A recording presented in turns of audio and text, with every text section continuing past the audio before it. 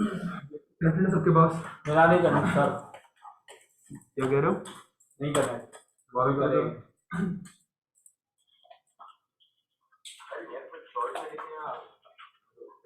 Short में देखो, short.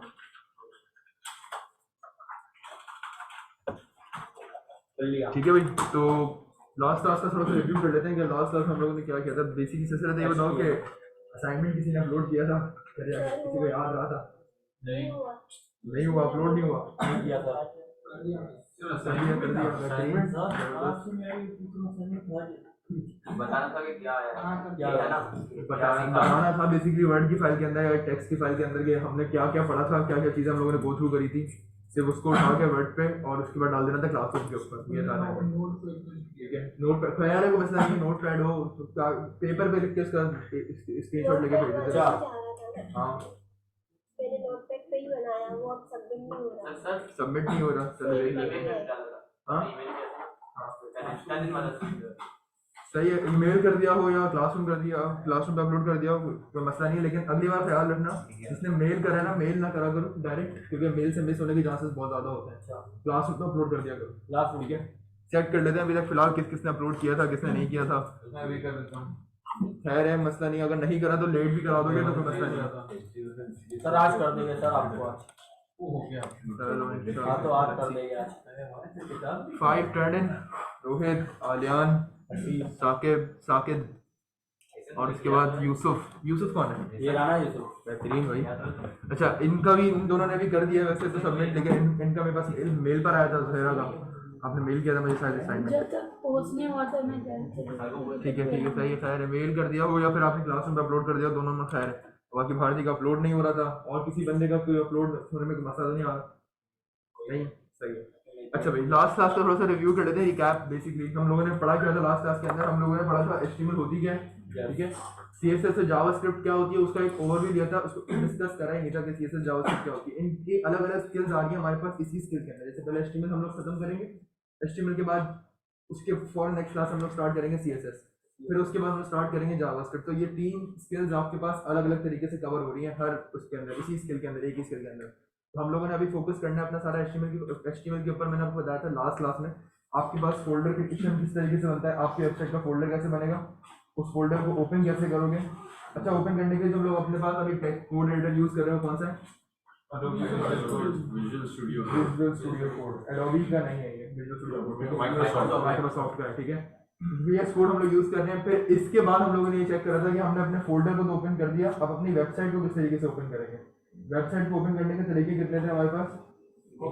दो थे। एक हमारा कॉपी वर्क करके होता था, एक हम लोग एक्सटेंशन डाउनलोड करते थे, जो कि आने वाले लेक्चर में हम लोग करते रहेंगे लाइव सर्वर के नाम से, ठीक है। VS कोड डाउनलोड होने में किसी बंदे के पास कोई मसला आया हो? नहीं, सबके पास हो चुका। VS कोड फ्री है बिल्कुल, तो मसला तो नहीं आना चाहिए वैसे डाउनलोड करते हुए, ठीक है। तो VS कोड डाउनलोड हो जाएगा जब आपके पास। हम लोग जरा चलते हैं इधर, इस चीज के ऊपर हम लोगों ने काम किया था खाली, कि फोल्डर क्रिएशन क्या है, HTML क्या है, और कॉपी पाथ वगैरह किस तरीके से होता है। अभी तक हम लोगों ने ये नहीं पढ़ा कि टैग्स क्या होता है। अच्छा, टैग्स के बिहाफ पे हम लोगों ने सिर्फ इतना पढ़ा है कि वो टैग जिसके नाम से वो दोबारा बंद हो रहा हो उसको पेयर टैग कह रहे होते हैं। वो टैग जो बंद ना हो रहा हो अपने आप ही बस एक जगह खुलता है और ऐसा ऐसे बनता है, तो हमारे पास वो स्टैंडर्ड टैग होता है। बस टैग के बारे में हमें सिर्फ इतना पता है, ये कर क्या रहे होते हैं ये हमें नहीं पता, ठीक है। आज हम लोगों ने वही चेक करना है अपने पास। आपके सेशन नंबर 2 है HTML का, इसके अंदर ये सारी चीज़ें जो है ना आपके पास ब्रीफली डिफाइंड है। ये रीज़न था कि मैंने आप लोगों को बात जान पूछ के उस वक्त नहीं बताया कि HTML क्या है, डॉक टाइप क्या है लिखा हुआ, क्योंकि आपके चैप्टर नंबर 2 में जब लिखा हुआ है तो बिला वजह हम लोग वहाँ पे क्यों जाए, पहले से क्यों पढ़ जाए उसको, ठीक है। HTML क्या है, टैग्स क्या है, उनके एट्रीब्यूट्स क्या होते हैं, ये हम लोगों ने आज सीखना है, ठीक है। हम लोग इसको जरा बंद करते हैं अपने पास, और बंद करने के बाद हमारे पास हमने वेबसाइट बनाई थी ये इसका नाम दूर से ही पता चल जाएगा आपको, वेबसाइट। अच्छा, ये जो मैं तरीकेकार कर रहा हूँ ना, ये चलो मैं आप लोगों को भी सिखा देता हूँ। वैसे ये है 3rd सेमेस्टर के अंदर मौजूद है, 3rd सेमेस्टर की बुक में आपको पता चलेगा कि ये किस तरीके से काम होता है। लेकिन अगर कभी भी कोई फोल्डर आपको विजुअल स्टूडियो कोड पे खोलना हो तो इसके वैसे 2 तरीके हैं, विंडो और दबा के यहाँ पे आप लिख दो कोड स्पेस डॉट, तो विजुअल स्टूडियो कोड खुल जाएगा। वरना आपको अगर कोई स्पेसिफिक फोल्डर खोलना है तो आप क्या कर सकते हो, यहाँ पे इसको बंद करो, इस फोल्डर के ऊपर डबल क्लिक करके यहाँ पे आप देख रहे हो फाइल पाथ आ रहा होता है, ठीक है। इस फाइल पाथ पे क्लिक करो, इसको मिटा दो। जहां पर आपने अपने पास खोलना है क्या चीज, CMD, तो आपका जो कमांड प्रॉम्प्ट है ना डायरेक्ट इस फोल्डर के अंदर खुलेगा। कैसे? जैसे ही मैं एंटर करूंगा आप जरा चेक करें मेरा जो कमांड प्रॉम्प्ट है वो कहाँ खुला है, यूजर एडमिनिस्ट्रेटर डेस्कटॉप, और डेस्कटॉप के ऊपर जो मेरे पास फोल्डर था मेरा उसके अंदर खुला है। तो बस फाइल पाथ को हटाना है, कमांड प्रॉम्प्ट, सीएमडी का मतलब बेसिकली कमांड है, सीएमडी प्रॉम्प्ट इसको बेसिकली पूरा कह रहे होते हैं, कमांड प्रॉम्प्ट के नाम से हमारे पास होता है, ठीक है। अच्छा भाई, तो सीएमडी आपके पास यहाँ पर जब खोल दोगे अपने फोल्डर को, इसको वेरीफाई करना है कि आपका फोल्डर का नाम सही लिखा हुआ है या नहीं लिखा हुआ है। अगर ये हो गया तो फिर आपने क्या करना है, विजुअल स्टूडियो कोड को खोलने के लिए आपके पास एक एब्रिविएशन है, code space dot. Code space dot का मतलब ये कि जिस फोल्डर में आप हो गए उसको विजुअल स्टूडियो कोड पे खोल देगा। तो इसको थोड़ा सा हम लोग खोलते हैं, ये थर्ड सेमेस्टर के अंदर पढ़ाया जाता है जावा स्क्रिप्ट के, जावा जब हम लोग पढ़ रहे थे तब ये फोल्डर कैसे ओपन करना है, उसे शश के खाली और कुछ भी नहीं। सॉफ्टवेयर डाउनलोड करते हैं और उसकी जैसे अगर विंडोज ऑन करके मुझे खोलना है वो सॉफ्टवेयर, मुझे पता क्या चलेगा उसकी शॉर्ट क्या है। जैसे माइक्रोसॉफ्ट ऑफिस की ऑफिस है, उसकी पावर पॉइंट की पावर PNT है, मैंने सॉफ्टवेयर जैसे डाउनलोड करा, मुझे कैसे पता चलेगा उसकी शॉर्ट क्या है। यार ये जो भी सॉफ्टवेयर डाउनलोड करो ना, उसकी डॉक्स के अंदर, उसकी वेबसाइट की ऑफिशियल वेबसाइट पे डॉक्स के अंदर एक सेक्शन होता है, इसके अंदर लिखा हुआ होता है ये सारी कीज वगैरह सब कुछ वगैरह वहाँ पड़ी हुई है पहले से, ठीक है। डॉक्स का पूरा सेक्शन बनाया हुआ होता है हर लैंग्वेज में, हर सॉफ्टवेयर के अंदर। आप जैसे फर्स्ट करो विजुअल स्टूडियो कोड है, जहाँ से आप इसको डाउनलोड करोगे ना वहीं वेबसाइट पर डॉक्स का सेक्शन बना हुआ होगा, डॉक्यूमेंट्स का। उस डॉक्यूमेंट सेक्शन के अंदर इसके अंदर जो अपडेट्स हैं, जो भी नए फीचर्स हैं, वो सब वहाँ पे लिस्ट हुए होते हैं, तो वहाँ से चेक कर लो। वरना इसके अंदर ना कुछ यूट्यूबर्स ने वीडियो भी बनाई हुई है कि शॉर्टकट कीज कौन कौन सी है किसी भी सॉफ्टवेयर को खोलने की, तो वहाँ से कर लो। याद रखने की जरूरत होती नहीं है, बस एक दफा कॉपी पे लिख लो कि भाई कौन सा सॉफ्टवेयर किस तरीके से, तो उससे खोल सकते हैं। जैसे विजुअल स्टूडियो कोड है, काम कर करके तो मैं अंदाजा हो जाएगा कि मैंने सिर्फ जब भी किसी सॉफ्टवेयर को खोलना है तो मैंने लिखना है कोड स्पेस डॉट, और वो ओपन हो जाएगा आपके पास इस तरह विजुअल स्टूडियो कोड पे। अच्छा, एक और चीज़ मैंने आपको बताई थी, अगर आपने अपनी वेबसाइट का फोल्डर खोला हुआ है तो आपको लेफ्ट साइड पे चेक करना पड़ेगा कि आपकी वेबसाइट का नाम यही है या नहीं। अगर आपकी वेबसाइट का नाम यहाँ पे सही आ रहा है तो इसका मतलब ये कि आपकी दोनों फाइल्स बिल्कुल, यहाँ पे आपका फोल्डर जो है बिल्कुल सही खुला हुआ है। अगर यहाँ पे डेस्कटॉप या एडमिनिस्ट्रेटर लिखा हुआ है तो वो फिर मसला है। अच्छा जी, तो हमारे पास यहाँ पर ये हमारे पास हम लोगों ने पढ़ा था, इस चीज़ को क्या कह रहे होते हैं बेसिकली हमारे पास, ये जो पूरा का पूरा हमारे पास बेसिकली हमारे पास HTML का बॉयलर टेम्पलेट है। हाँ, तुम लोग जो इसकी बात कर रहे थे ना, तुम लोग ये जो मैं शिफ्ट दबा के 1 दबा रहा हूँ, फौरन नीचे एक डायलॉग बॉक्स आ रहा है मेरे पास, ये है आपके पास बेसिकली एक तरीके का इंटेलिजेंस। इंटेलिजेंस हमारे पास ऑटोमेटिकली इनेबल्ड होती है। बस एक बात याद रखिए, कंट्रोल स्पेस बार हमारे पास इज द की, ठीक है, इसको याद, इसको लगाने के लिए अपने पास। अच्छा जी, तो हमारे पास अब यहाँ पे बात करते हैं टैग्स की, कि टैग्स किस तरीके से काम करते हैं। एक और चीज़ जो लोग कह रहे हैं कि भाई अगर हम कॉपी पाथ करें तो कॉपी पाथ में शिफ्ट ऑल्ट सी से कॉपी पाथ हो नहीं रहा था, यानी कि इनके पास कॉपी पाथ नहीं आ रहा। तो इधर पर हम भी चेक कर लेते हैं अपने पास, शिफ्ट ऑल्ट और सी दबा के। असल में जिस पीसी पे आप बैठे हो ना उसका एक शिफ्ट भी खराब है, तो हम लोग कर देते हैं यहाँ पे shift alt C, let's see कि हमारे पास का कॉपी पाथ हुआ या नहीं हुआ। नए टैब पे चलते हैं और यहाँ पे कर देते हैं कंट्रोल भी, हो गया, ठीक है। तो शिफ्ट ऑल्ट सी से अगर आप प्रेस करते हो तो मेरे पास तो वहाँ पे हो सकता है कि वो ऑल्ट खराब हो लेफ्ट साइड वाला, तो वो ना चल रहा हो, ऑल टैब तो चल रहा है इसका, ठीक है। अच्छा जी, तो हमारे पास यहाँ पर डॉक्यूमेंट कॉपी पाथ करने के हम लोगों ने खोल दिया, ये तो पहला तरीका था।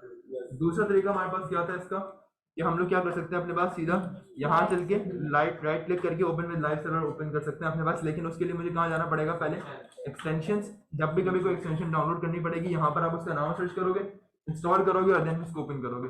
मैं प्रेफर्ड वे मेरा यही है कि आप लोग भी इसको लाइव सर्वर पर चलाओ, क्योंकि इसको बार बार रिफ्रेश करने की जरूरत फिर आप लोगों को नहीं पड़ेगी। तो मैं इसको खोल लेता हूँ लाइव सर्वर के ऊपर, राइट क्लिक, कहीं पे भी कोड में अपने पास क्लिक करो, इसको हम लोग हटा देते हैं, floating meeting controls and then this live server. लेकिन जो है इसको खोलना था उसके ऊपर माइक्रोसॉफ्ट उसके एज के ऊपर, हाँ एज के ऊपर खोल रहा होगा। वो आपको बाय डिफॉल्ट ब्राउजर की जो सेटिंग्स है ना वो आपको चेक करनी होती है, वो कहीं यहाँ से आके होता है रन में जाके आपके पास यहाँ पर ऑप्शन होता है, कहीं कहाँ पर गया, run without debugging, add configuration, ये रहा वेब मेरे पास क्रोम पे खुल रहा है, आपके पास वेब एज के खुल रहा होगा, ठीक है। तो आप यहाँ से इसको चेक कर देना, क्रोम पे ओपन हो जाएगा। अच्छा जी, तो हमारे पास यहाँ पर रन करने का तरीका और कुछ इस तरीके से हो गया। अब एक और चीज़, टैग की अंडरस्टैंडिंग हम लोगों ने किस तरीके से करनी है, आज हम लोगों ने वो चेक करना है जो कि हमारे बुक के सेशन का भी पार्ट है कि भाई आप लोगों ने ये बताना है कि डॉक टाइप वगैरह क्या है, HTML क्या है, बेसिक टैग्स कौन सा HTML के अंदर, different types, data types, attributes क्या होते हैं।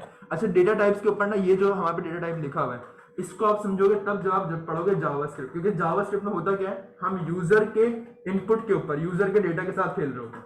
अब फर्स्ट करो तुम लोग, मैं बोलता हूँ यूजर का डेटा क्या है, तुम लोगों ने मुझे अपना नाम बताया, वो मेरे पास एक तरीके का क्या है, डेटा है। तुम्हारी वेबसाइट पे कोई बंदा आया, उसने तुम्हें अपनी एज बताया, अब एज के बिहाफ पे तुम कोई भी काम करा दो, उसने तुम्हें अपना नाम बताया, नाम के बिहाफ पे तुम कोई भी काम करा दो, उसको हेलो यूजर का मैसेज प्रिंट करा के दे दो, वेलकम यूजर का मैसेज प्रिंट करा के दे दो नाम की बुनियाद पे, उसने जो तुम्हें अपना नाम दिया ना, अब मुझे तो पता है कि वो नाम किसमें दे रहा है, ऐसे लेटर के अंदर दे रहा है, कंप्यूटर को नहीं पता होता कि लेटर के अंदर दे रहा है। तो कंप्यूटर को कैसे बताते हैं हम लोग कि वो नाम लेटर के अंदर देगा, डेटा टाइप के थ्रू।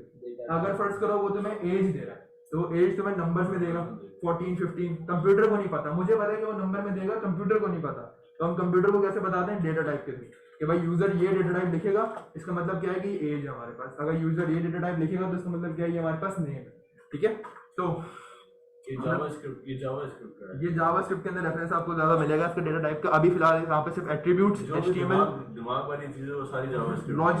लॉजिक बिल्डिंग आपके पास जावास्क्रिप्ट के अंदर होती है। एक और बात मैं आपको बता दूं, लास्ट क्लास में भी शायद मैंने बताई थी, जो बनते एचटीएमएल के अंदर ज्यादा कमजोर होते हैं वो लॉजिक बिल्डिंग में बहुत तेज होते हैं। लॉजिक बिल्डिंग उनकी बहुत जल्दी जल्दी चल रही होती है। जावास्क्रिप्ट में सारा काम ही यहाँ से, जावास्क्रिप्ट के अंदर सिंटैक्स कभी भी याद नहीं करना होता। सिंटैक्स बाय द टाइम आता है जब आप 6 महीने 7 महीने गुजार लेते हो, उसके बाद जावास्क्रिप्ट आती है। जावास्क्रिप्ट अगर आप शुरू में देखोगे ना तो आपको थोड़ा सा कंफ्यूजन होगा, क्योंकि इससे पहले आपने वेरिएबल्स नहीं देखे, इससे पहले आपने इफ एल्स कंडीशन नहीं देखी, इससे पहले आपने लूप्स नहीं देखे। लेकिन जब आप जावास्क्रिप्ट की बेसिक टर्मिनोलॉजी को समझोगे, जो उसके पीछे बैकएंड लगा हुआ है, वो बैकएंड क्या है, वो बेसिकली आपका दिमाग ही है और कुछ भी नहीं, ठीक है। तो जितनी अच्छी लॉजिक बिल्डिंग आप करोगे जावास्क्रिप्ट में, उतना ज़्यादा आपको एडवांटेज मिल जाएगा जावास्क्रिप्ट के अंदर। और उसी के बिहाफ पे फिर आप एंगुलर जेएस, नेक्स्ट जेएस, ये जो प्लेटफॉर्म आपके पास बने हुए रिएक्ट जेएस टाइप के, इनको आप यूज़ कर सकते हो। क्योंकि अगर गौर करो के नाम में आ रहा है जेएस एंड में, ठीक है, जेएस का मतलब ही जावास्क्रिप्ट। अगर आप जावास्क्रिप्ट कोर समझ ले तो सही से, तो आपको फिर ये फ्रेमवर्क समझने में मुश्किल नहीं होगा। बहुत सारे प्लेटफॉर्म्स हैं जावास्क्रिप्ट की प्रॉब्लम सॉल्विंग आपको जो है क्या बोलते हैं बैठ के उनका एग्जांपल्स देते हैं और वो जाके आप सॉल्व करो, और ये सारी चीज़ें बड़े गेमिंग टाइप के जावास्क्रिप्ट के वो हैं, ऐसा ही है ना। हाँ, तो ये प्रैक्टिस इसमें आप लोग करवाएंगे या फिर हम लोग को अपने हिसाब से? हम लोग तो अपने पास क्लास में सिनेरियो बेस्ड काम करते हैं। फर्स्ट करो मैंने बोला कि कोई क्विज कंपटीशन बना लो, तो सिनेरियो बेस्ड काम हो गया सारा का सारा। अब हम लोग अपने पास क्लास में बना रहे हैं, तो उसके अंदर जो जो हमारे पास इनकाउंटर करेंगे हम लोग चीज़ें, वो हमारे पास यहाँ पे यूज होंगी। जैसे फर्स्ट करो मैं बोलता हूँ भाई स्कोर जनरेटर बनाओ, कोई बंदा अगर गलत सवाल का जवाब दे रहा है उसका स्कोर डिडक्ट होना चाहिए, अगर सही जवाब दे रहा है तो उसका स्कोर प्लस होना चाहिए। अब ये सिनेरियो किस तरीके से बनेगा, तुम लोग मुझे इनपुट दोगे, मैं तुम लोगों को इनपुट दूंगा, एक लॉजिक बनेगी, सिनेरियो बनेगा, उस सिनेरियो को उठा के हम लोग डाल देंगे इधर। अब फिर चेक करेंगे कि वो सिनेरियो काम कर रहा है या नहीं कर रहा है, उस सिनेरियो के अंदर क्या बनना है, क्या। कभी कभार ऐसा होता है कि तुम लोग अपने पास कोई सिनेरियो बना रहे हो जावास्क्रिप्ट में, पांच बच्चे कह रहे होंगे यहाँ पे कि भाई हमारे पास ये सिनेरियो सही चल रहा हो सकता है किसी एक के दिमाग में आ जाए कि भाई ये सिनेरियो के अंदर ये फॉल्ट है, ये फॉल्ट है, फिर हम लोग उसको उसी वक्त रन टाइम पे सॉल्व करते हैं। ये भी होता है एक तरीके का। और ये सही बोल रहे हैं कि कुछ वेबसाइट ऐसी भी हमारे पास पड़ी हुई है जो गेम्स की सूरत के अंदर है। जैसे फर्स्ट करो मैंने एक वेबसाइट देखी थी, CSS जब स्टार्ट करेंगे ना तब तुम लोगों को बताऊंगा, जब CSS एंड होने वाली होगी। वो वेबसाइट कैसी है, उसमें फ्रॉग है, उस फ्रॉग के अंदर आपको लिखा होता है इस फ्रॉग को लेफ्ट मूव कराओ, राइट मूव कराओ, इस फ्रॉग को जंप कराओ यूजिंग CSS। तो CSS की कौन सी प्रॉपर्टी है, वो आप मल्टीपल चॉइस क्वेश्चन होते हैं आपके पास, उसमें से आप चूज करते हो। अगर आप सही प्रॉपर्टी चूज करते हो तो वो फ्रॉग जो है ना लेफ्ट राइट मूव करता है। तो ये बहुत अच्छी चीज़ है बच्चों को सिखाने के लिए कि CSS की कौन सी प्रॉपर्टी क्या काम करती होती है। जो प्रॉपर्टी आप क्लिक करोगे ना वो फ्रॉग उस हिसाब से रिएक्ट करता है आपके पास, ठीक है, वेबसाइट के ऊपर। तो ये कुछ अच्छी ऐसी वेबसाइट्स बनी हुई है गेमिंग टाइप की जो आप कर सकते हो, और ये बहुत आसान है।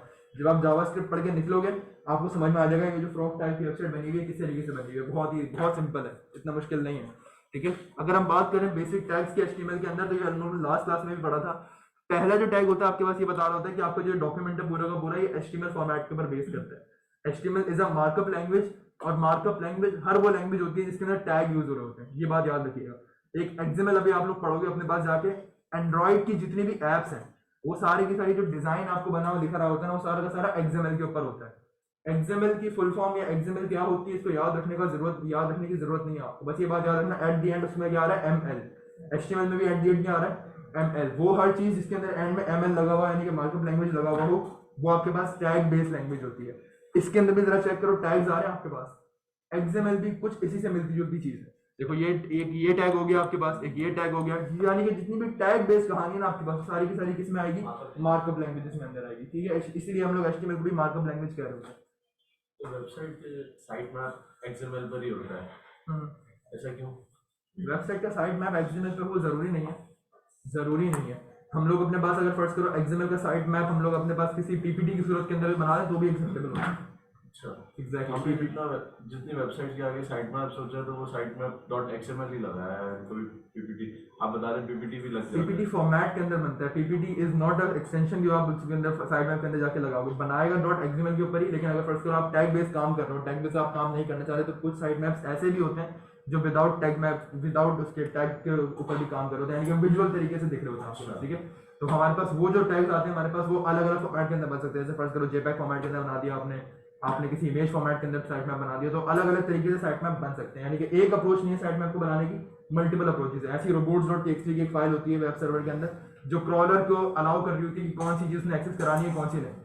अब वो robot.txt की फाइल है ना, हाँ उसके अंदर कंडीशन है कि आपकी फाइल .txt की बुनियाद पे होनी चाहिए। अब तुम लोगों को क्या बातें हो रही हैं बताता हूँ किस तरीके, तुम लोग आगे जाके इंशाल्लाह समझ जाओगे कि क्या चीज़ है। अभी फिलहाल साइट मैप को छोड़ दो, robot.txt को छोड़ दो, कोशिश करेंगे कि ये वाली कहानियां हम लोग दोबारा ना लेकर आए बीच में। HTML के ऊपर बात करते हैं। HTML के ऊपर हम लोगों ने बताया था कि भाई बेसिक जो पहला टैग है हमारा ये बता रहा था कि आपका डॉक्यूमेंट HTML का है। ये तो कोई मुझे समझ लो अंधा ही बता देगा कि यहाँ पर लिखा हुआ डॉक टाइप आगे लिखा हुआ है HTML, इसका मतलब यही होगा, ठीक है। HTML आगे लिखा हुआ है लैंग के एट्रीब्यूट आगे लिखा हुआ है इंग्लिश, ठीक है। अगर यहाँ पश्तो लिखा हुआ है उसका मतलब ये है कि आपके पास जितने भी टैग बनेंगे वो पश्तो में बनेंगे, ठीक है। अच्छा, हेड का जो टैग होता है ना ये बड़ा इंपॉर्टेंट होता है। मैंने आपको बताया था कि हेड का टैग, ये जो 3 टैग है आपके पास, ये 3 टैग सबसे ज्यादा इंपॉर्टेंट और सबसे ज्यादा पावरफुल टैग होता है आपकी पूरी की पूरी वेबसाइट के अंदर। बॉडी नहीं होता, हालांकि कितनी अजीब बात है कि आपकी पूरी वेबसाइट बनती है इस टैग के अंदर, बॉडी के अंदर, लेकिन स्टिल मैं कह रहा हूँ कि ये जो 3 टैग है ये बहुत इंपॉर्टेंट होते हैं। आपकी वेबसाइट को अगर आपने गूगल पे रैंक कराना है तो ये जो मेटा का टैग है ना ये बहुत ज्यादा की टैग है आपके पास। यानी कि फर्स्ट आप जितने कीवर्ड आप टारगेट करते हो ना वो सारे के सारे इसके अंदर होते हैं, 3 लाइनों के अंदर।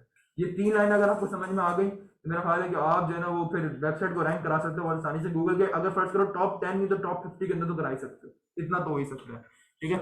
अच्छा, तो ये 3 टैग हम लोगों ने पढ़ने हैं एसईओ के अंदर इन डिटेल के। ये मेटा का टैग करके आ होता है। सबसे पहले वाले टैग का मैं एक जनरली बता दूं, UTF-8 क्या, UTF-8 जो है ना आपके पास ये स्टैंडर्ड है कोडिंग करने का, एक बेसिकली स्टैंडर्ड कोड है जो आपके पास यहाँ लिखा होता है UTF-8 के नाम से, कैरेक्टर कोड, ठीक है।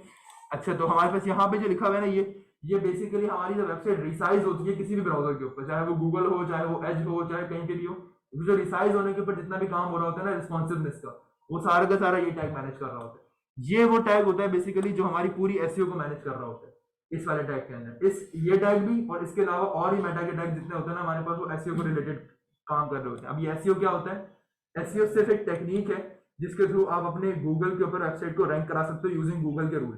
गूगल में क्या है, फर्स्ट करो एक कार की वेबसाइट है, एक वेबसाइट तो कार की नहीं होगी, खैर लाखों लाखों 2-2 लाख 3-3 लाख वेबसाइट बनेगी। अब आप कैसे मेक श्योर करोगे कि आपकी वेबसाइट गूगल के टॉप पेजेस के ऊपर नजर आए? यानी कि खुद अपनी मिसाल लो, अगर कार की वेबसाइट होती है, तुम लोग गूगल के ऊपर सर्च करते जाके भाई बेस्ट कार्स इन पाकिस्तान वगैरह जो भी है, उसकी जितनी भी वेबसाइट आती है तुम पहले पेज पर ही रहते हो, दूसरे पेज पे बहुत कम ही जाते हो, ठीक है। तो हम लोग क्या करते हैं, हम लोग कोशिश करते हैं बीइंग अ वेबसाइट डेवलपर या वेबसाइट डिजाइनर कि हमारी जो वेबसाइट है वो गूगल के पहले या दूसरे पेजेस के अंदर कहीं आके स्टैंड करे, वरना फिर सारी सी बातें क्लिक ही नहीं होगा। जब क्लिक नहीं होगा तो हमारे पास रेवेन्यू जनरेट नहीं होगा, ठीक है। पेपर क्लिक के नाम से हमारे पास एक कहानी आती है, जितने क्लिक आपकी वेबसाइट के ऊपर होते हैं उस बुनियाद पे आपको गूगल पे भी करता है, एक सर्टेन अमाउंट जो भी उसको डिसाइडेड होती है वो करता है, लेकिन एक सर्टेन स्टेज पे आके करता है वो। बहरहाल ये जो हमारे पास 3 टैग है ये बहुत इंपॉर्टेंट है, ये एसईओ से रिलेटेड है, तो हम लोग इसको पढ़ेंगे एसईओ के अंदर। इस टैग के ऊपर हम लोगों ने पढ़ा था, ये टैग क्या कर रहा होता है हमारे पास, ये जो हमारा लेफ्ट साइड पे टैग का नाम होता है, ये वो टैग का नाम यहाँ लिखा हुआ होता है। किसी भी वेबसाइट पे आप जाते हो वहाँ पे आपने चेक करा होगा विकीपीडिया वगैरह लिखा हुआ है, या आपके पास यूँ समझ लो कि यूट्यूब वगैरह लिखा होता है ऊपर टैग के अंदर, तो वो यहाँ लिख के दिया हुआ होता है डॉक्यूमेंट के अंदर। तो मैं फर्स्ट करूँ, मैं यहाँ पे लिख देता हूँ माई वेबसाइट। अब ये जो मेरी वेबसाइट जो भी बंदा खोलेगा तो सबसे पहले उसको टैब में क्या नजर आ रहा होगा, लिखा हुआ माई वेबसाइट, सी कुछ इस तरीके से, ठीक है। अब इसमें मैं ये भी कर सकता था माई वेबसाइट, और माई वेबसाइट के बाद मैं आगे लिख दूं यहाँ पे ऐसे होम, ये बताने के लिए खाली यूजर को कि भाई ये मेरा पहला पेज इस तरीके से, ठीक है। हाँ एग्जैक्टली, ये मेरे बताने के लिए कि भाई अभी आप इस वक्त होम पर हो, इस वक्त आप अबाउट अस के ऊपर हो, कॉन्टैक्ट अस के ऊपर हो, तो इस तरीके से आप बता सकते हो यूजर को मेरा होम पेज है। होम पेज को थोड़ा डिजाइन करके चेक करते हैं हमारे पास किस तरीके से काम होगा। टाइटल की टैग के बाद हेड का टैग हमारे पास हो गया खत्म, ठीक है। अब इस हेड के टैग के बाद हमारा जो बॉडी है ना, इसके अंदर हमारा सारा का सारा काम होता है। ये बहुत इंपॉर्टेंट तरीन टैग है, इस बात को ख्याल रखिएगा कि कभी भी आप काम कर रहे हैं तो आपने बॉडी के टैग के बाहर नहीं जाना, ये गलत तरीके का है, ठीक है। आपने हमेशा किस में रह के काम करना है, बॉडी के टैग के अंदर। इसकी जो प्रेमिसेस है ना इसके अंदर रहते हुए काम करना, अगर इसके बाहर गए तो मसला क्रिएट होगा। हाँ ठीक है, तो अब आपके पास यहाँ पर अगर फर्स्ट करो बॉडी के अंदर आप आते हो, अब body, HTML, head, Meta, title, इनमें से कौन सा ऐसा टैग है जो स्टैंड अलोन है? मेटा का टैग स्टैंड अलोन नजर आ रहा है आप लोगों को? मेटा का टैग खुल रहा है और फिर बंद तो हो रहा है, लेकिन इसके साथ अपने कोई नाम का टैग नहीं है, ठीक है। इसी तरीके से अगर बात करें हम लोग HTML की, तो HTML हमारे पास स्टैंड अलोन है, पेड है, पेड, ठीक है। तो बॉडी भी हमारे पास स्टैंड अलोन है और पेड है। हमेशा याद रखिएगा जो भी पेड टैग आपके पास होंगे वो हमेशा खुलेंगे भी और फिर बंद भी होंगे। इस बॉडी के टैग के अंदर हम लोग अपने पास क्या करते हैं, कुछ चीजें हैं जो हम लोग अपनी वेबसाइट के ऊपर यूटिलाइज कर सकते हैं। वो कौन सी है? तो फर्स्ट करो हमारे पास अगर हमें अपनी वेबसाइट के ऊपर कुछ लिखना है कभी भी, तो हमारे पास एक पैराग्राफ का टैग होता है पी का। पैराग्राफ हम लोग वर्ड में ही पढ़ते हुए आ रहे हो कि पैराग्राफ क्या कर रहा होता है, ठीक है। पी का टैग होता है आपके पास। इसके अंदर अगर आपने रैंडम टेक्स्ट जनरेट करना हो तो आप क्या कर सकते हो, लॉरेम 5 लिख दो। जैसे आप लोग वर्ड के ऊपर लिखते थे इक्वल टू रैंड, और रैंड के बाद राउंड ब्रैकेट खोलते थे। यहाँ पर आपने बस क्या करना है, रैंडम टेक्स्ट के लिए लॉरेम, आगे कोई भी नंबर लिख दिया और एंटर कर दो। अब इसका मतलब क्या होगा, लॉरेम 5 का मतलब ये कि 5 वर्ड्स के ऊपर बेस करता हुआ एक पैराग्राफ आपको जनरेट करके देगा, यानी कि कुछ इस तरीके से। कंट्रोल स्पेस बार दबाओ, 5 वर्ड का पैराग्राफ आपके पास आ गया। अगर मैं यहीं पर ये इसको कर देता 50, तो ये 50 वर्ड्स का पैराग्राफ जनरेट करके मेरे को दे देता है, ठीक है। तो ये आपके पास बेसिकली रैंडम टेक्स्ट होता है जो आप इसको अपनी मर्जी से लगा सकते हो अपने वेबसाइट के ऊपर। अभी फिलहाल मैं इसको करता हूँ लॉरेम 5 के ऊपर, कंट्रोल स्पेस बार एंटर कर देते हैं, हमारे पास पैराग्राफ आ गया। अब जरा चेक करते हैं पैराग्राफ हमारे पास किस तरह शो हो रहा होगा। ये कुछ यहाँ पर इस तरह शो हो रहा है, ठीक है। एग्जैक्ट वही कहानी। अब विकिपीडिया की जो वेबसाइट है उसके बाद पैराग्राफ भरा पड़ा है, पैराग्राफ हो गए, हेडिंग्स हो गई, लिंक्स हो गए, ये विकिपीडिया की वेबसाइट के ऊपर ये चीजें हमारे पास क्या है, भरी पड़ी है। इसी तरीके की अगर आप वेबसाइट बना दो ना शुरू में जो बहुत बेसिक हो, तो आपको पहले समझना चाहिए कि बेसिक टैग्स क्या है। जैसे पैराग्राफ का टैग आपको समझ में आ गया, इसी तरीके से हमारे पास अगर फर्स्ट करो आपने कोई हेडिंग शेडिंग बनानी हो अपने पास, तो आप किस तरीके से बनाओगे, इसी पैराग्राफ के बाद, हाँ इसी पैराग्राफ के बाद आप एंटर दबाओ। एंटर दबाने के बाद हमारे पास 6 किस्म की हेडिंग होती है एचटीएमएल के अंदर, जिसको हम लोग कहते हैं एच ग्रुप। एच ग्रुप का सवाल अक्सर मॉड्यूलर के अंदर आता है तो बच्चे बड़े कंफ्यूज होते हैं, सही एच ग्रुप क्या होता है। एच ग्रुप सबने पढ़ा हुआ होता है, सिर्फ दिमाग में नहीं आ रहा होता। H1, H2, H3, H4, H5 और H6, ये सारे के सारे टैग्स देखो शुरू किससे हो रहे हैं, H से। ये है आपके पास एच ग्रुप। एच ग्रुप आपके पास जो है ना बेसिकली हेडिंग्स को शो कर रहा होता है। इतना लेट क्या हो गया? अच्छा भाई,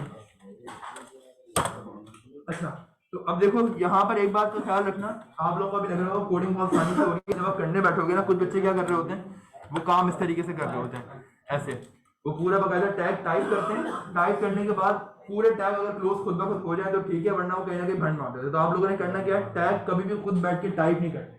ये जो विजुअल स्टूडियो कोड उसको मैं यूज करा रहा हूँ ना, उसको यूज कराने का मकसद ये है कि आपको टाइप कम से कम करना पड़े और आपको आउटपुट ज्यादा से ज्यादा मिल जाए। तो आपने करना क्या है, कोई भी टैग आप बना रहे हो अपने पास, आपने से उस टैग का नाम लिखना है। जैसे फर्स्ट अभी हम लोगों ने डिस्कस करा कि H1 का जो टैग होता है हमारे पास वो क्या होता है, हेडिंग के लिए होता है। H1 के टैग से हमारे पास हेडिंग रखी है हमारी वेबसाइट के ऊपर, तो मैंने क्या करा, सिर्फ H1 लिखा। H1 लिखने के बाद अगर चेक करो यहाँ पे इंटेलिजेंस आ रही थी मेरे पास H1 की। अब मैं खुद से टैग नहीं लिखूंगा इसका, मैं सिर्फ कंट्रोल स्पेस बार दबाऊंगा यहाँ पर कुछ इस तरीके से, H1 का टैग लिखा हुआ है, सिर्फ एंटर कर दूंगा, ये ऑटोमेटिक नहीं मुझे टैग बना कर देगा। इसके ऊपर हमेशा काम करना, कभी भी टैग खुद से ना लिखना अनटिल और अनलेस कि आप नोटपैड के ऊपर काम करो। नोटपैड के ऊपर इंटेलिजेंस नहीं होती, ठीक है। बाकी सारे टेक्स्ट एडिटर के ऊपर या कोड एडिटर के ऊपर आपके पास इंटेलिजेंस होती है।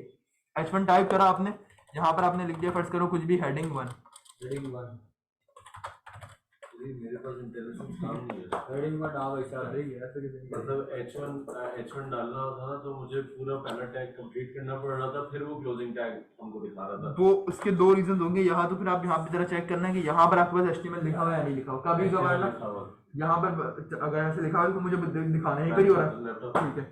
यहाँ पर ना ये चीज कंटेंट वाला चेक करना होता है आपने कि अगर फर्स्ट करो आपके पास इंटेलिजेंस काम नहीं करी तो यहाँ HTML लिखा हुआ है या नहीं लिखा हुआ। अक्सर बच्चों के बाद मैंने चेक करा Django HTML लिखा हुआ है, क्योंकि आपसे पहले जिस बच्चों की क्लास होती है यहाँ पे वो Django पढ़ रहे होते हैं, तो वो क्या करते हैं यहाँ जाके Django लिख के सर्च कर देते हैं। अब वो उनके पास जितनी इंटेलिजेंस शो हो रही होती है ना वो Django की हो रही होती है, ठीक है। तो हम लोग क्या करते हैं अपने पास, हम लोग जिसको चाह के यहाँ पे क्लिक करके यहाँ लिख देते हैं HTML कुछ इस तरह, ठीक है। तो HTML लिखने के बाद हमारे पास HTML के ऊपर सारे के सारे कंटेंट हमारे पास आ रहा होता है। अभी फिलहाल हम लोगों ने HTML सेलेक्ट करा हुआ है यहाँ पे, तो हमारे पास HTML के ऊपर काम हो रहा है। अच्छा जी, तो हमारे पास H1 का हम लोगों ने देख लिया। इसी तरीके से हमारे पास हेडिंग कितने टाइप की होती हैं, 6 टाइप की होती हैं। H1 से लेके H6 तक की होती है। सबसे बड़ी हेडिंग H1 की होती है, सबसे छोटी हेडिंग H6 की होती है हमारे पास। यानी कि यूँ समझ लो कि आपने अगर फॉन्ट साइज के ऊपर काम करना है ना, आपको सबसे बड़ा फॉन्ट साइज चाहिए हेडिंग का, तो आप लगाओगे H1।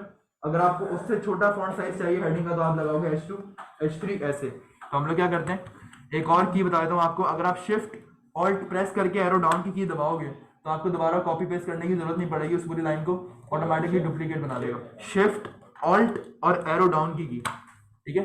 जितनी मरतबा एरो डाउन की बनाओगे तो ये उतनी मरतबा आपको एरो डाउन की से आपको पेस्ट करके दे देगा। अगर आप एरो अप की बनाओगे तो ये एरो अप की अगर आप दबाते हो तो वही लाइन जिसके ऊपर एंड में आपको कर्सर होगा ये उसको ऊपर कॉपी पेस्ट कर देगा। कैसे, देखो अभी मेरे पास हेडिंग 1 था, मैंने दबाया शिफ्ट ऑल्ट और ऑल्ट दबाने के बाद मैंने दबा दिया एरो अप की, तो मैं इसमें कहाँ पेस्ट करके दे दिया, मुझे मेरी लाइन को ऊपर पेस्ट करके दे दिया। तो ये कुछ शॉर्टकट कीज हैं जो आप अपने पास यूज कर सकते हो जब आप काम कर रहे हो तो किसी भी इसके ऊपर। गूगल गाइडलाइंस के हिसाब से H1 कितने होने चाहिए, H2 कितने होने चाहिए? ये तो देखो आपकी वेबसाइट के ऊपर जब आप एसईओ पढ़ते हो तब आपको होना चाहिए। गूगल गाइडलाइन आपको हमेशा कभी भी ये नहीं कहती कि H1 इतने होने चाहिए, वो हमेशा ये कहती है कि H ग्रुप पूरा फॉलो होना चाहिए। H1, H2, H3, H4, H5 जितने ज्यादा टैग इंप्लीमेंट करोगे उतना अच्छा है, ठीक है। इसकी कोई सर्टेन लिमिट नहीं है कि H1 आपके पास 30 हो, 1 दर्जन होने चाहिए, 12 हो, 12, 24 होने चाहिए, इसके लिए कोई लिमिट नहीं है, लेकिन H ग्रुप पूरा यूज होना चाहिए आपके पास, ठीक है। अच्छा जी, तो हमारे पास यहाँ पर हेडिंग्स की बुनियाद पर हम लोग अगर काम करें, अपने पास H1 फर्स्ट करें, यहाँ पे मैं लिख देता हूँ H2, तो हमारे पास यहाँ पे टैग भी चेंज हो जाएगा H2 का इस तरीके से, ठीक है।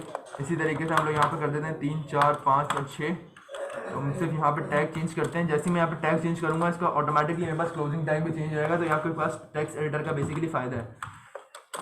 5 इसके बाद हम लोग यहाँ पे करते हैं 4, 3, तो कुछ इस तरीके से हम लोग काम कर सकते हैं 3, और यहाँ पे हम लोग कर देते हैं 4, 5, 6। ये बताने का मतलब क्या है आपके पास कि आपके पास 6 किस्म की हेडिंग्स हैं। पैराग्राफ आपके पास एक ही किस्म का होता है, तो पैराग्राफ जितने मर्जी चाहे आप लिखो। H1 आपके पास सबसे बड़ी हेडिंग है, H6 आपके पास सबसे छोटी हेडिंग है। अगर कभी विकीपीडिया खोलो तो विकीपीडिया पे आपको हेडिंग्स और टेक्स्ट का जो यूजेज है ना सबसे ज़्यादा मिलता है। तो यूजेज के ऊपर अगर आप बात करते हो तो विकीपीडिया के ऊपर ये वाली कहानी आपको देखने को बहुत ज़्यादा मिलेगी। सिर्फ इमेजेस हैं उसकी वेबसाइट के ऊपर, हेडिंग्स हैं और टेक्स्ट है। इसके अलावा कोई ऐसी कोई खास चीज़ उसकी वेबसाइट के ऊपर नहीं जो मैं आपको बताऊंगा यार ये देखो ये बहुत ज़बरदस्त चीज़ विकीपीडिया की वेबसाइट के ऊपर लगी हुई है, सिर्फ टेक्स्ट बेस्ड काम करता है वो अपने पास, ठीक है। अच्छा, एक और चीज़ इसके ऊपर अगर हम लोग काम करें अपने पास, तो हम लोग अपने पास कोई इमेज कैसे लगा सकते हैं। जैसे हम लोगों ने बात करी थी लास्ट टाइम फैब आइकन की। फैब आइकन हमारे पास क्या होता था, अगर हम अपनी वेबसाइट के ऊपर जाएं फैब आइकन कहाँ लगता था, टॉप लेफ्ट, जो हमारी वेबसाइट का नाम है इसके यहाँ पे बराबर में लेफ्ट पे लगा हुआ होता था। तो हम लोगों को ये भी पता चला था कि किस तरीके से करना है। गूगल पे जाके हम लोग लिखते थे HTML फैब आइकन और वहाँ से लिंक कॉपी करके पेस्ट कर देते, ठीक है। कोई सवाल किसी बंदे के सर इसमें ये सवाल है, हम जैसे किसी भी अगर साइट बनाते तो अगर वो हमको अपना आइकन दे दे तो हम उसका आइकन तो किसी लिंक के जरिए नहीं लगा सकते, क्यों नहीं लगा सकते। वो लिंक आप कॉपी पेस्ट करो, आपको आइकन देगा। हम लोगों ने जो अपनी इमेज लगाई थी वो कहाँ से लगाई थी, अपने फोल्डर में से लगाई थी ना। आप उसका आइकन अपने फोल्डर में रखो, उसका नाम दे दो, तो हर तस्वीर में वो ये हाँ देखो ना। अब अगर फर्ज करो मुझे HTML का फैब आइकन लगाना है तो तुम्हारे कॉन्सेप्ट क्लियर कर देते हैं भाई। HTML फैब आइकन सर्च करा मैंने, ये तो सिर्फ लिंक मुझे देगा, एक रैंडम लिंक देगा खाली, ये कुछ भी नहीं करेगा। अगर चाहो तो इस लिंक को याद भी कर सकते हो, मैं याद नहीं करता कभी भी कोडिंग को, मैं से उठा के कॉपी पेस्ट कर लेता हूँ, ठीक है। टाइटल के बाद आओ, जहाँ पे उसने भी टाइटल के बाद लगाया हुआ था तो मैंने भी टाइटल के बाद लगा दिया। अब यहाँ पर तुम कह रहे हो कि सर अगर वो मुझे अपनी इमेज देगा तो मैं कैसे लगाऊंगा। देखो फर्स्ट करो, फर्स्ट उसने तुम्हारी अपनी इमेज दी minion.jpg के नाम से, उसका लोगो है ये। इसको तुम क्या करोगे, खाली href में जाके यहाँ जाके बस तुमने क्या टाइप कर देना है, ये बस ये काम आप लोगों ने करना है और आपका जो फैब आइकन है वो तैयार हो जाएगा, ठीक है। ऊपर लग गया बस। ये इस तरीके से आपने छोटी मोटी चीजें चेंजेस करनी होती है, बाकी सारा काम हो जाता है। अच्छा, यहाँ बस H1 से लेके H6 तक के टैग्स, पैराग्राफ के अंदर रैंडम टेक्स्ट इस तरीके से जनरेट होता है वो।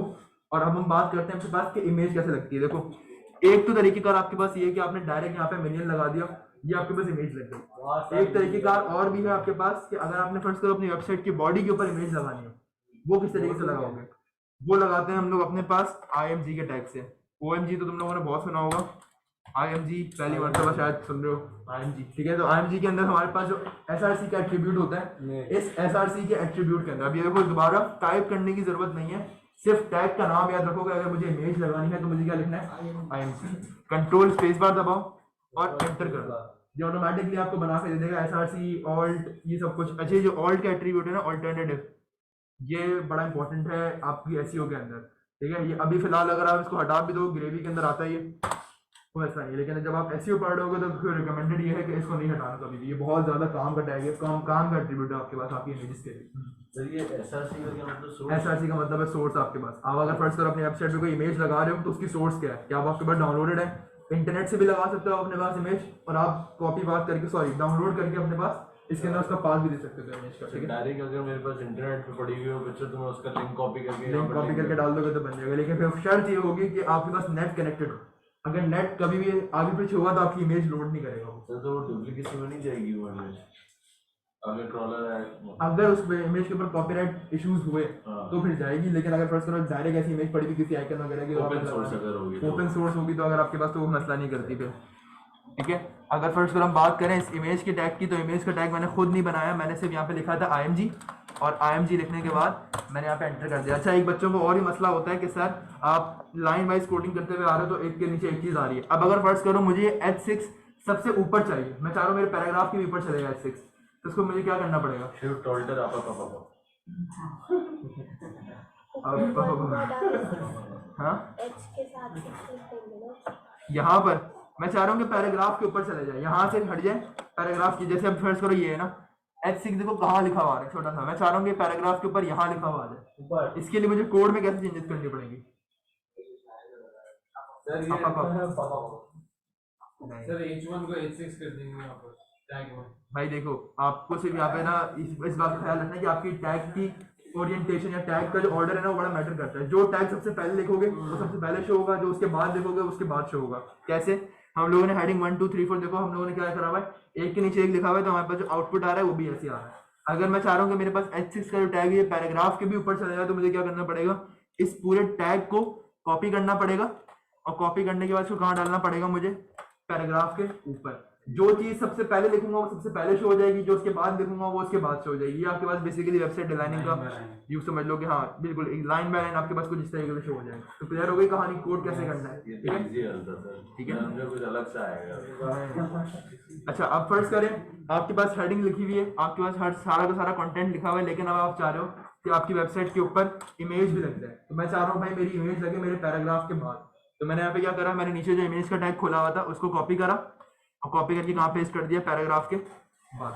सिर्फ अब यहाँ पर क्या काम होगा मेरे पास, इस इमेज के टैग के अंदर मुझे सिर्फ उसका नाम देना जो मेरे पास इमेज रखी हुई है। मेरे पास इमेज अभी एक ही पड़ी हुई थी जो कि थी minion.jpg है, ठीक है। तो हमारे पास हमने इसका नाम दिया। अब ये इमेज अपने ओरिजिनल साइज के ऊपर मेरे पास मेरी वेबसाइट के ऊपर आएगी, ठीक है। ये देखो हमारा जो मिनियन है हमारी वेबसाइट के ऊपर लग गया। लेकिन अगर मैं चाह रहा हूँ कि मैं इसकी कस्टम हाइट और वेट सेट करूँ, यानी कि कुछ इमेजेस आपके पास ऐसी होंगी जो बिल्कुल पेज फाड़ती हुई निकल रही होंगी, यहाँ पे इतनी बड़ी बड़ी इमेजेस होंगी। स्प्लैशली अगर आप अनस्प्लैश से लेते हो, अनस्प्लैश के ऊपर बहुत बड़ी बड़ी रेजोल्यूशन की इमेजेस हैं आपके पास, तो वो क्या करेंगे, आपका पूरा पेज ले लेंगे एक तरीके से। अगर आपको फर्स्ट करो कस्टम हाइट और विड्थ सेट करनी है उस इमेज की, अगर अब मैं चाह रहा हूँ कि भाई इस इमेज की जो विड्थ है मेरा मिनियन इतना फैल जाए कि पूरे पेज के ऊपर आ जाए, ये चौड़ा हो जाए थोड़ा, लेकिन हम लोग क्या करेंगे अपने पास, हम लोग यहाँ पर आगे ऑल्ट के एट्रीब्यूट के बाद, ऑल्ट के एट्रीब्यूट अभी ख्याल रखना अपने दिमाग में, इसको मिटा भी दो कोई फर्क नहीं पड़ता, ये बस ऐसी ग्रेवी में आया हुआ होता है। ये सिर्फ ऐसी जब आप कर रहे हो तो तब बहुत ज्यादा यूज होता है आपके पास, ठीक है। ये पढ़ा भी रहे तो भी कोई इशू नहीं है, हट भी जाए तो भी कोई इशू नहीं है अभी के लिए। एसईओ में पढ़ेंगे ना इसको हम लोग। एसईओ में पढ़ना, एसईओ के अंदर बहुत जरूरी है, ठीक है। हमने क्या करना है, अगर किसी इमेज को आपने कस्टम हाइट और विड्थ देनी है तो आपने सिर्फ टाइप करना है हाइट। अगेन हाइट टाइप करोगे, अगर लिखने बैठोगे पूरा तो हो सकता है ये कोड के अंदर मसले आना शुरू हो जाए। मैं देखो गौर करने की बात हमेशा कि मैं कभी भी कोड लिखता नहीं, ठीक है। कोड लिखना नहीं है मैंने सिर्फ कंट्रोल स्पेस बार दबाना है, जो इंटेलिजेंस मेरे पास आ रही है मैं सिर्फ उस पर क्या कर देता हूँ, एंटर दबा देता हूँ, ये ऑटोमेटिकली मुझे टाइप करके देता है। हाइट फर्स्ट करो मैंने यहाँ पे लिख दी इसकी कि भाई जब भी कभी हाइट हम लोग दे रहे होते हैं इसी तरीके से हम लोग वेट भी दे सकते हैं। अब कुछ बच्चे गलती ये करते हैं कि वो हाइट के अंदर यहाँ वेट लिख रहे होते हैं, फिर बोल रहे होते हैं सर इंटेलिजेंस नहीं आ रही। तो इंटेलिजेंस यहाँ पर अगर फर्स्ट करो आ भी जाए तो आपके पास लगेगी भी नहीं, ठीक है। तो हम लोग क्या करते हैं, हाइट के आगे इस तरीके से लिख रहे होते हैं। कुछ बच्चे फिर क्या करते हैं, ऑल्ट का जो एट्रीब्यूट होता है उसके अंदर हाइट दे रहे होते हैं यहाँ पे, तो कभी भी एट्रीब्यूट के अंदर एट्रीब्यूट नहीं आती। एक और चीज मैं आपको बता दूं कि देखो यहाँ पे आपको नजर आ रहा होगा एसआरसी नजर आ रहा है, एसआरसी नजर आ रहा है, ऑल्ट का एट्रीब्यूट नजर आ रहा है। अगर अभी हाइट को मिटा दूं मैं, ये जो एट्रीब्यूट है ना आपके, ये जो चीज आपके पास नजर आ रही है आपको, इसको हम लोग बेसिकली प्रोग्रामिंग की टर्मिनोलॉजी में कह रहे होते हैं एट्रीब्यूट। अगर आप अपने पास अपने सेशन में जाओ, सेशन में जाने के बाद जरा चेक करो यहाँ पे एक वर्ड यूज होगा एट्रीब्यूट्स का होता है, वो डिफाइन करना। तो ये जो एट्रीब्यूट्स है ना ये है आपके पास एसआरसी और ये ऑल्ट का एट्रीब्यूट। ये कर क्या रहा होता है, मिनियन क्या है, अगर ये एट्रीब्यूट्स हैं तो मिनियन तो आपके पास वैल्यू है खाली इमेज की, ठीक है। एसआरसी आपके पास क्या है, देखो एट्रीब्यूट आपके पास क्या यूज होता है, आपने कोई टैग यूज करा, अब आप ये चाह रहे हो कि मैं उसके ऊपर कोई कस्टमाइज काम करूं, उसकी चीज को बढ़ा मतलब एडिशनल कोई काम करना चाहता हूं उसके अंदर। एक तो टैग था आपके पास इमेज का, अब मैं चाह रहा हूं कि मैं इसके अंदर एडिशनल काम कर सकूं, तो आप अपने पास उस टैग के अंदर हमेशा क्या यूज करोगे, एट्रीब्यूट को यूज करोगे। वो एट्रीब्यूट कुछ भी हो सकता है, हाइट विड्थ ऑल्ट कुछ भी, ठीक है, स्टाइल कुछ भी हो सकता था आपके पास। जब भी कभी आप किसी टैग पर काम कर रहे हो, आप मैं चाह रहा हूँ कि भाई मैं इस टैग के ऊपर एडिशनल काम करना चाहता हूँ, यानी कि उस टैग की जो फंक्शनलिटी है वो तो मैं चाहता ही चाहता हूँ, लेकिन उसके अलावा भी मुझे एडिशनल काम करना है। कैसे, अगर इसकी बात करें यहाँ पर जरा चेक करो IMG का जो टैग था मेरे पास, उसके अंदर SRC का एट्रीब्यूट आ रहा था। मैं चाह रहा था कि इसके अंदर मैं अपनी एडिशनल काम करूं, पर्सनलाइज इसकी हाइट और वेट कर दूं अपने हिसाब से, तो मुझे इसके ऊपर एडिशनल काम करना था। जब भी कभी मैं इसके ऊपर एडिशनल काम करने की बात करूंगा तो मैं अपने पास हमेशा क्या यूज करूंगा, एट्रीब्यूट्स को यूज करूंगा। एट्रीब्यूट्स आपके पास लाखों किस्म के हैं, अभी हम लोग क्या कर रहे हैं, अपने पास सिर्फ 2 एट्रीब्यूट पड़े हुए हैं, हाइट और वेट। किसी भी चीज की आपने हाइट और वेट सेट करनी हो, आप ऐसे ही करोगे। क्या करोगे, उसके टैग में गए, या देखो ये हमारे पास चूंकि स्टैंड अलोन टैग था तो हम लोगों ने इसी के अंदर आना है। एक और बात याद रखना, एट्रीब्यूट हमेशा ओपनिंग टैग के अंदर लगता है। ओपनिंग टैग का मतलब होता है, जैसे अभी फर्ज करो ये जो 2 टैग है हमारे पास, इसमें से ओपनिंग टैग कौन सा है, कौन सा वाला, पहला वाला दूसरा वाला, पहला वाला, क्योंकि पहला वाला ओपन हो रहा है, दूसरा वाला क्लोज हो रहा है। जब भी कभी आप एट्रीब्यूट लगाओगे, आप कौन से टैग में लगाओगे, ओपनिंग के अंदर, यानी कि पहले वाले में लगाओगे। अब यहाँ पर सीन ही अलग था, यहाँ पे तो पूरा का पूरा स्टैंड अलोन टैग है, कहीं पे भी लगा दो फर्क ही नहीं पड़ता, ठीक है, पूरा का पूरा एक ही टैग है। हम लोगों ने क्या करा, यहाँ पर आए, यहाँ पर आने के बाद हम लोगों ने लिखा हाइट, और हाइट लिखने के बाद यहाँ पे हम लोग फर्स्ट करो, अगर मुझे विड्थ देनी है इसको, तो मैं विड्थ लिखता हूँ यहाँ पे कुछ इस तरीके से। अब इसको मैं एडिशनल हाइट और विड्थ दे सकता हूँ यूजिंग एट्रीब्यूट। ये भी एट्रीब्यूट है, विड्थ भी एट्रीब्यूट है, ऑल्ट भी एट्रीब्यूट है। ये चाहो तो लगाओ, ना चाहो तो ना लगाओ, ये कोई फर्ज लाजिम नहीं कि एट्रीब्यूट अगर मैंने यूज कर दिया तो तुम लोगों ने भी यूज करना ही करना है, लाजिम वरना तुम्हारा कोड नहीं चलेगा। ये सिर्फ हम तब लगाते हैं जब हमें किसी टैग के ऊपर एडिशनल कोई काम परफॉर्म करना होता है। क्लियर हो गया? लगा हुआ होगा तो तकलीफ तो नहीं देगा ना, लगा हुआ होगा तो मसला नहीं करेगा, ठीक है। अच्छा, हाइट के ऊपर अगर हम लोग अपने पास आए तो आप लोगों ने अक्सर चेक करा होगा, जब भी मोबाइल की एडवर्टाइजमेंट होती है आपके पास, उसमें हमेशा पिक्सेल्स में या इंचेस में आपको साइज बताया जाता है। डिजिटली जितना भी काम होता है ना आईटी की दुनिया में, वो सारा का सारा तो पिक्सेल्स की बुनियाद पे होता है या इंचेस की बुनियाद पे होता है। ग्राफिक डिजाइनर से कभी आप मिलना तो आपको बेहतर समझा सकेंगे कि पिक्सेल्स क्या होते हैं, लेकिन बाद में मैं कोशिश करता हूँ कि पिक्सेल्स समझा दूं मैं यहाँ पे क्या होता है। फर्स्ट कर आपके पास ये आपका वेब पेज है, इस वेब पेज के ऊपर अगर आपने अपनी कोई इमेज ड्रॉ करनी है या फिर कोई पैराग्राफ लिखना है, तो हम हमेशा जो उसका साइज होता है ना पिक्सल में लेते हैं। पिक्सल क्या होता है, ऐसे छोटे छोटे डॉट बने होते हैं आपके वेब पेज के ऊपर, इस तरीके के, ठीक है, इस तरीके के आपके पास डॉट्स बने हुए होते हैं। अगर फर्स्ट मैं बोलता हूँ ना मेरी इमेज का साइज है 5 पिक्सल, 5 पिक्सल अगर उसकी हाइट दे रहा हूँ मैं, तो ये क्या करेगा, ऐसे 5 डॉट को काउंट करेगा और ऐसे 5 डॉट को मैच कर देगा, यानी कि इसका मतलब है कि इसकी हाइट कितनी हो गई मेरे पास, 5 पिक्सल। जब भी कभी आप इसके ऊपर काम करते हो ना, जैसे यार बेसिक लॉजिक है, किसी लकड़ी पे काम कर रहे हो, सेंटीमीटर इंचेस पे काम कर रहे हो नापने के लिए उसको, जब भी कभी हम वेबसाइट को नापते हैं ना, तो हम नापते हैं तो पिक्सल्स के अंदर है या हम लोग इंचेस के अंदर नापते हैं। पिक्सल के अंदर अब जब भी आप नापोगे ना, तो आपने एट दी एंड बस ये लगाते हैं। फर्स्ट मैंने बोला मेरी वेबसाइट के ऊपर कोई 500 की हाइट है उसकी, तो जब भी कभी आप लिखते हो ना 500, तो आगे बस उसके आगे लगा दोगे क्या, px। इसका मतलब ये है कि अगर हाइट आप दे रहे हो तो उसका मतलब क्या होगा, 500 पिक्सल की हाइट लेगा। ऊपर से शुरू करेगा 1 2 3 4 5 6 7 8 इस तरीके से काउंट करते हुए नीचे आएगा 500 तक। उस इमेज को हाइट दे देगा कितने की, 500 ऊपर से लेके नीचे तक। इसको अगर आप 300 कर देते हो तो वो 200 ऑटोमेटिकली क्या कर देगा, कम कर देगा। आगे का सवाल है, मैं जनरल सवाल है, रिस्पॉन्सिव जब होती है वेबसाइट तो पिक्सल अपने हिसाब से एलोकेट करते हैं। जब रिस्पॉन्सिव होती है नहीं, पिक्सल हम लोग बताते हैं उसको, पिक्सल हम बताते हैं। हमारे दिमाग में चल रहा होता है कि जैसे फर्स्ट करो अभी हमारा एक डब्बा है, उसकी विड्थ है अभी 300 पिक्सल, वो बड़ी स्क्रीन पे खुला हुआ है तो विड्थ उसकी 300 होनी चाहिए। अगर मोबाइल पे खुल रहा है तो उसकी विड्थ हो जाए 20 पिक्सल। ये जो हम लोग अपने पास बताते हैं ना, ये हम खुद बताते हैं, ये वेबसाइट नहीं कर सकते। ये नहीं, ये CSS ही होती है, लेकिन हम लोग कर लेते हैं। हाँ, सवाल तो बच्चे CM लिख देते हैं, इसकी जगह पे क्या CM लिख दे। CM हमारे पास एट्रीब्यूट नहीं है इसके अंदर। ये सिर्फ मैं बता रहा हूँ कि जब आप कोई चीज नापते हो इन रियल लाइफ, अगर फर्स्ट करो मुझे CPU की विड्थ नापनी है, मैं क्या करूँगा, इंची टेप लेकर आऊंगा, नापूंगा उसको, इंची से अंदर नाप आता है हमारे पास। जब भी HTML के अंदर या वेबसाइट के ऊपर या ग्राफिक डिजाइनिंग के ऊपर कोई चीज नापनी हो ना, आपने तो आप किसमें नापते हो, पिक्सेल्स के अंदर। इसके अंदर इंचेस या सेंटीमीटर का कॉन्सेप्ट नहीं होता। हाँ, इसके अंदर REM का कॉन्सेप्ट होता है, वो बाद में आता है। REM बेसिकली बराबर होता है इंचेस के, जैसे इंची टेप होता है आपके पास, इंची टेप में जितनी इंचेस होती है ना आपके पास, वही REM भी होता है। आपने अभी बोला इंचेस में होता है, इंचेस में होता है, लेकिन इंचेस को यहाँ पे REM कहते हैं। इंचेस का नाम यहाँ पे INC नहीं होता, इंचेस का नाम होता है यहाँ पे 1 REM 2 REM 3 REM। पिक्सल से हमको आइडिया नहीं है ना कि कितनी बड़ी इमेज बनेगी, इंचेस से हमको थोड़ा सा बताता हूँ। फर्स्ट करो अगर तुमने यहाँ पे लिख दिया 500 और यहाँ पे तुम लोगों ने लिख दिया कुछ तरीके से 5 लाख हो गए, 5 करोड़। अबे भाई, ठीक है, फर्स्ट करो यहाँ पे तुम लोगों ने ये लिख दिया। क्या ये फॉर्मेट सही लिखा है मैंने अभी? नहीं सर, इसके अंदर एंड में क्या मैसेज है मेरे पास, px बेसिकली क्योंकि वेबसाइट पे जितना भी काम होगा हाइट वेट का वो किसमें होगा, पिक्सेल्स के अंदर होगा। तो मैंने यहाँ पे लिख दिया px, यहाँ पे भी मैंने लिख दिया px। अब जरा चेक करते हैं अपने पास वेबसाइट के ऊपर जाके, देखो हमारी जो वेबसाइट के ऊपर तस्वीर है स्ट्रेच होनी शुरू हो गई। अब पिक्सेल्स पे जब भी काम करोगे तो आपको आइडिया हो जाएगा। आज तक मुझे भी आइडिया नहीं कि ये 500 पिक्सल कितने हैं। अच्छा हर इमेज के हिसाब से आपको खुद पता चल जाएगा कि भाई मैं 500 पिक्सल को दे रहा हूँ, क्या ये स्ट्रेच हो रही है या नहीं हो रही। अब जैसे फर्स्ट करो, 250 करते हैं हाँ एग्जैक्टली, अगर फर्स्ट करो आपके पास यहाँ पर 500 की जगह कुछ इस तरीके से कॉन्सेप्ट आ जाए 400 का, 400 करते ठीक है, या फिर आप यहाँ पे विड्थ इसकी कर दो 300 की जगह 250। अब जरा चेक करो, हो सकता है कि स्ट्रेच ना हो, अभी भी हो रही है आपके पास, ठीक है। 300 अब ये जानबूझ के कर रहा हूँ मैं कि मेरे पास अपने पास क्या हो रहा है, साइजेस चेंज कर रहा हूँ। अगर फर्स्ट करो अपनी इमेज की विड्थ है, इसको मैं कर देता हूँ 50 पिक्सल। हमारे पास इमेज की विड्थ आप चेक कर लो, यानी कि नाप रहा है इमेज को, ठीक है। जो आप इसको नाप दे दोगे उसके हिसाब से काम करना शुरू कर देगा। क्लियर हो गई कहानी। बस एट दी एंड याद रखना, कोई भी नंबर होगा एंड में क्या लगेगा, हाइट ऐसे होती है, विड्थ ऐसे होती है, ठीक है। अच्छा जी, सर एक बार 150 करके दिखाइए हाइट को ठीक है। तो आपके पास यहाँ पे कुछ तरीके से हो सकता है। अच्छा एक और चीज, हाइट में ना जब भी आप काम करोगे अपने पास, तो आप एक पिक्सल तो यूज करोगे, लेकिन जब आप विड्थ में काम करते हो तो आप पिक्सल भी यूज कर सकते हो, परसेंटेज भी यूज कर सकते हो। कैसे, आपके पास ये पूरा पेज है, अब आप ये चाह रहे हो कि भाई चौड़ाई चाहिए आपको, मैंने बोला 50% मुझे विड्थ चाहिए मेरी इमेज की। 50% का मतलब क्या है, मेरे पेज का आधा 50% विड्थ लेगा। हाइट में हम लोग ये नहीं कर सकते। हाइट में हमारे पास हमेशा किसमें काम होता है, पिक्सेल्स के अंदर, लेकिन विड्थ के अंदर हम लोग क्या कर सकते हैं, परसेंटेजेस के ऊपर काम कर सकते हैं। हम लोग क्या करते हैं, फर्स्ट करो यहाँ पे मैंने 50 पिक्सल लिखा हुआ था, अगर मैं इसको कर दूं 50%, इसका मतलब क्या होगा कि ये मेरे पास आधे पेज के ऊपर ले लेगी, ठीक है, कुछ इस तरीके से।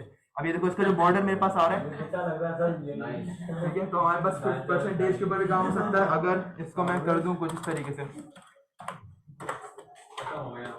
अरे तो एकदम हो गया सर, अब हो गए सर ये हमारी स्क्रीन का परसेंटेज ले रहा है या इट्सेल्फ जो पिक्चर है उसकी ले रहा है? स्क्रीन का परसेंटेज आप किसी भी स्क्रीन पे खोलो, मोबाइल पे खोलो, डेस्कटॉप पे खोलो, टैबलेट पे खोलो। अब ये रिस्पॉन्सिवनेस का क्या मतलब होता है, किसी भी स्क्रीन पे खोलोगे ये सेम साइज मिलेगा। आप लेफ्ट, अभी मैंने डेस्कटॉप पे खोला हुआ है, डेस्कटॉप का 100% ले लिया इसने, कल को मैं जाके इतनी सी स्क्रीन पे खोलूंगा, ये उसका भी 100% ले लेगा, इमेज कटेगी नहीं कैसे, ठीक है। देखो इसकी मिसाल बताता हूँ कैसे। फिट टू साइज ये देखो बेसिकली आपने फिट टू साइज कर दिया। अब देखो ये इमेज अगर आपके पास मोबाइल पे खुल रही है तो सही खुल रही है, इसको मैं अगर और छोटा कर देता हूँ अपने पास, यहाँ पे अगर फर्ज करो किस तरीके से करें, इधर कर लेते हैं या फिर इधर से करते हैं, ठीक है। रिस्पॉन्सिव, और रिस्पॉन्सिव पे जाके मैं इसको छोटा करना शुरू करता हूँ। देखो मैं जितनी भी इमेज को छोटा कर दूँ, मेरी जो इमेज है वो हर स्क्रीन के साथ से मैनेज कर रही खुद अपने आप को, ठीक है। कंटेंट मेरा मैनेज नहीं कर रहा, लेकिन जो मेरी इमेज है इसको मैंने 100% दिया हुआ है।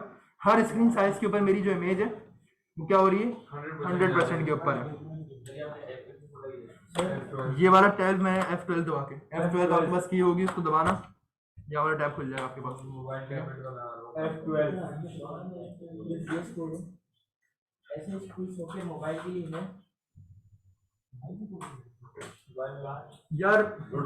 ये मैंने कुछ ऐप्स देखी थी ऐसी, इसके बारे में कोड कर सकते हो, लेकिन देखो ये आपके पास ना कैसे पॉसिबल है ये बताता हूँ। आप ना अपने मोबाइल में कोड कैसे करोगे, आपको अपने पहले मोबाइल और पीसी को आपस में कनेक्ट करना पड़ेगा। मोबाइल के अंदर एज सच को ऐसा एप्लीकेशन नहीं है जिसके अंदर आप कोड लिखो बैठ के और काम हो जाए। तो आप क्या करते हो, आपके पास फर्स्ट करो मोबाइल है, आप अपने मोबाइल को और अपने कंप्यूटर या अपने लैपटॉप को पहले कनेक्ट कर दो। ऐप आती है बेसिकली आपके पास ना, उस ऐप से आप दोनों को कनेक्ट कर दो, तो आप क्या कर सकते हो, अपना पूरा लैपटॉप अपने मोबाइल में चला सकते हो इस ऐप से, ठीक है।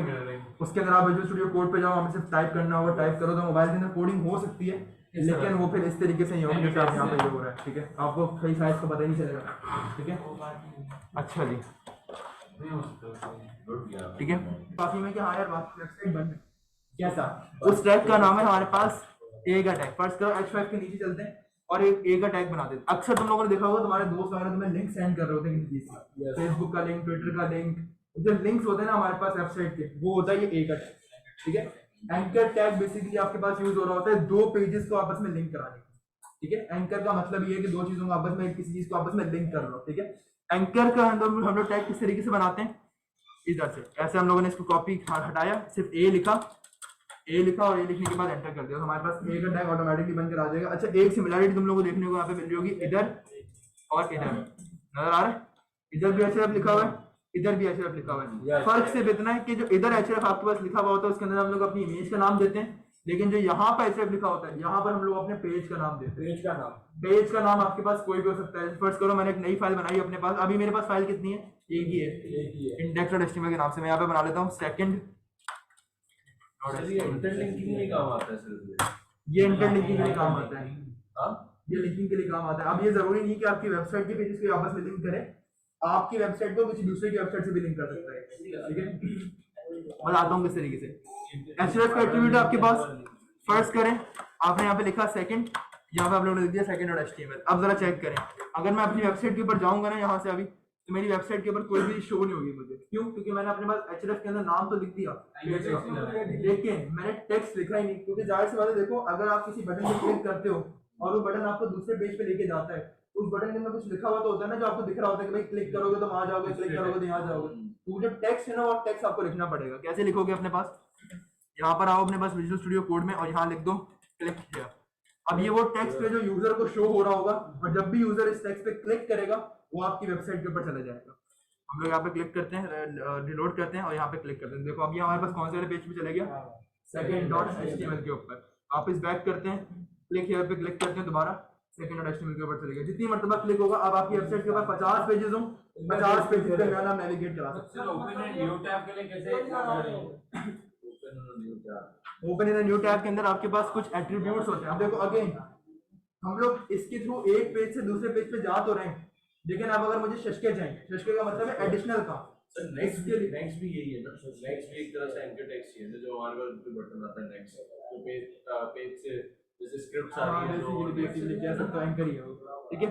अच्छा, सबसे पहले तो ये देखो अपने दिमाग में ये सबसे बेसिक कॉन्सेप्ट क्लियर रखो कि आपके पास क्लिक हियर पे क्लिक हो रहा है आपके पास, तो दूसरे पेज पे जा रहा है। अब अगर फर्स्ट करो एंकर का टैग मुझे समझ में आ गया कि हाँ भाई कुछ इस तरीके से काम करता है कि दो पेजेस को आपस में लिंक करता है, लेकिन अगर मैं चाह रहा हूँ कि इसके ऊपर मैं एडिशनल काम कर सकूं, तो जब भी किसी टैग के ऊपर मैं चाहता हूँ कि भाई वो टैग की फंक्शनलिटी तो मेरे पास है, लेकिन मैं उसके ऊपर कोई एडिशनल काम परफॉर्म करना चाहता हूँ, मैं क्या यूज करता हूँ? मेरे पास एट्रीब्यूट्स को यूज करता हूँ। जब भी कभी किसी टैग के ऊपर मुझे एडिशनल काम परफॉर्म कराना हो, मैं चाह रहा हूँ कि भाई इमेज लगी हुई थी मेरे पास, उस इमेज की अपनी खुद की हाइट बिट डाली थी, उसके अंदर मैं एडिशनल काम करना चाह रहा था, मैं उसको खुद से हाइट बिट देना चाह रहा था, तो मैंने क्या यूज करा था? हाइट और बिट।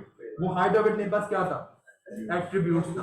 अब एंकर का टैग मेरे पास लग गया, इस एंकर के टैग के अंदर ये जो href लिखा हुआ है, ये भी मेरे पास क्या है? एक तरीके का एट्रीब्यूट है। इसके अंदर अगर मैं चाह रहा हूँ कि मैं मजीद और ज्यादा शशके वाला काम करूँ, तो वो किस तरीके से होगा?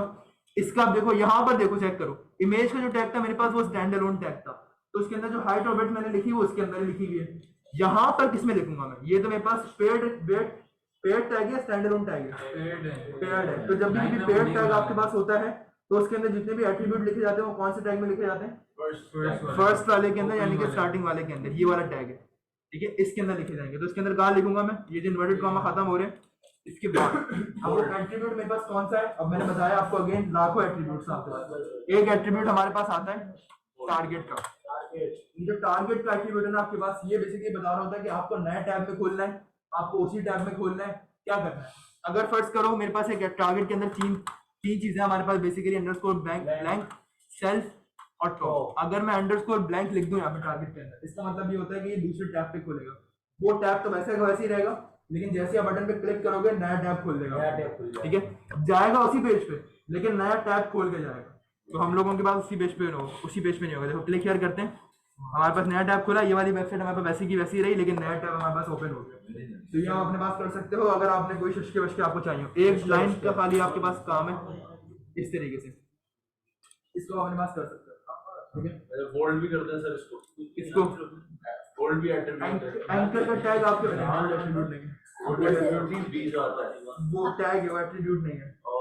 आपने ब्लैंक यूज करके जिस तरह से बताया न्यू टैब होगा, ताकि जो सेल्फ है वो उसी टैब में खोलेंगे, मतलब उस वैसे बिल्कुल वही काम हो रहा होगा जैसे अभी हो रहा है ना, टैब के अंदर ही खुल रहा है आपके पास। अगर सिर्फ एक अंडरस्कोर ब्लैंक आपके पास जैसी चीज है नए टैब में खोल, राइट ब्रेक सेलेक्ट किया ना, वो सारे उसी टैब में खोलेंगे, सारे उसी टैब में खोलेंगे, कोई फर्क नहीं है।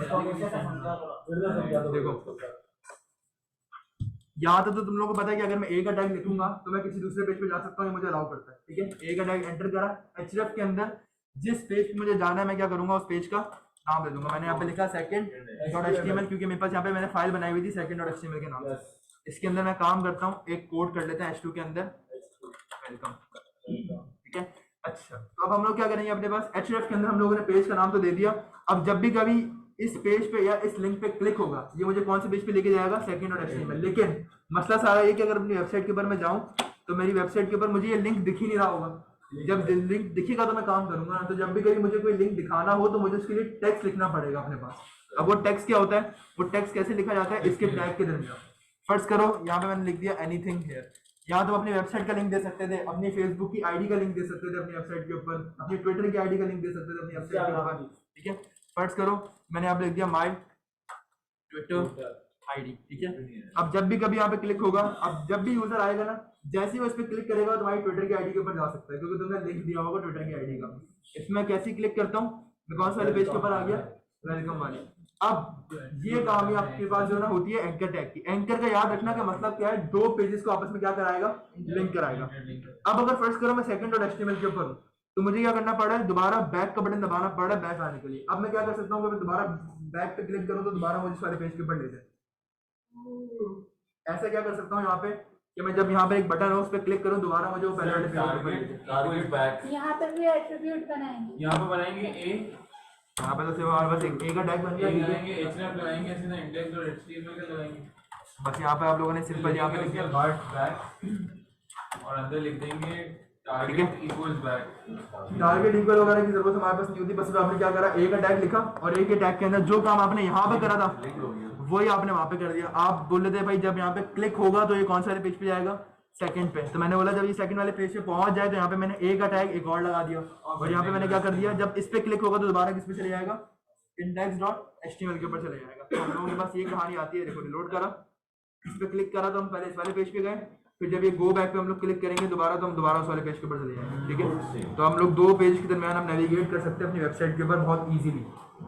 ठीक है। हाँ भाई रौनक कुछ कह रहे थे, हो गया चलिए। तो यहाँ पर हमारे पास कहानी आ गई, वेलकम की, ए का टैग बता दिया। अच्छा इसके अंदर किसी बंदे को कोई कंफ्यूजन हो स्पोर्ट के अंदर तो पूछ सकता है। स्पोर्ट के अंदर टोटल गिनती के हम लोगों ने कितने टैग पढ़े, जरा कोशिश करते हैं। IMG 1 2 3 4 टैग हम लोगों ने आज गिनती के पढ़े हम लोगों ने अपने पास। इसके अलावा हम लोगों ने टैग नहीं पढ़े। एट्रीब्यूट कितने पढ़े जरा वो गिन लेते हैं, 1 2 और ये हमारे पास तीसरा एट्रीब्यूट। 3 एट्रीब्यूट बेसिकली हम लोगों ने अपने पास पढ़े। इसके अलावा 4 टैग और 3 एट्रीब्यूट गिनती के हम लोगों ने पूरी क्लास में पढ़े। स्लो लेके चलने का मतलब ये है कि आप लोगों को पहले समझ में आ जाए फिर आगे बढ़े, ठीक है। बेस स्ट्रांग हो जाए तो अगर आप लोगों ने अपने पास समझना है किसी चीज को या कोई दिमाग में कोई ऐसा डाउट है जो क्लियर नहीं हो रहा तो पूछ सकते हो, शर्माओ नहीं, अपने का समझो।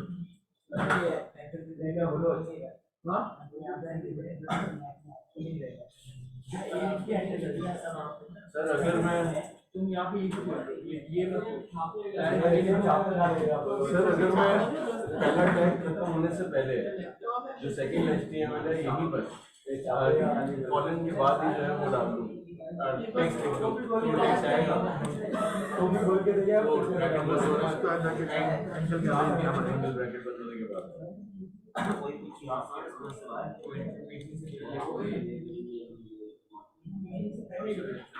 वो असाइनमेंट भेज दिया।